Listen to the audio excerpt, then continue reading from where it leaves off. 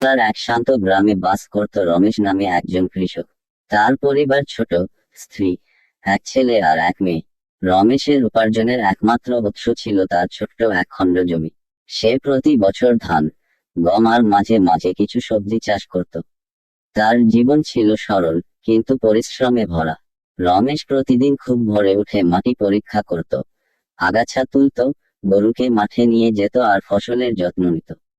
তার চোখে সব সময় স্বপ্ন ছিল সন্তানদের শিক্ষিত করে তোলা আর পরিবারকে একটু ভালোভাবে বাঁচিয়ে তোলা। এক বছর হঠাৎ করে দুর্ভিক্ষ নেমে এলো। আকাশে বৃষ্টি নেই, মাঠে পানি নেই, পুকুর শুকিয়ে যাচ্ছে। গ্রামের অধিকাংশ কৃষকের জমি ফাটল ধরে চৌচির হয়ে গেল। অনেকেই শহরে চলে গেল অন্য কাজের খোঁজে। কিন্তু রমেশ হাল ছাড়েনি। সে ভাবল, যদি আমি চেষ্টাই না করি তাহলে কিছুই হবে না।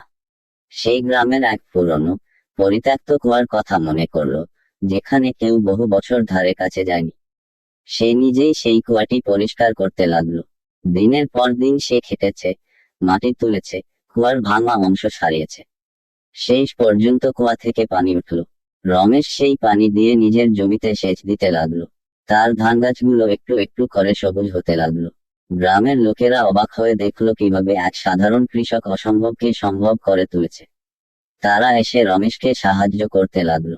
সবাই মিলে কুয়ার চারপাশটা সাজিয়ে তুললো, যাতে সবাই ব্যবহার করতে পারে। ঋতুর শেষে রমেশের জমিতে ফসল এল। যদিও প্রচুর না, কিন্তু যথেষ্ট ছিল পরিবারের মুখে হাসি ফোটানোর জন্য।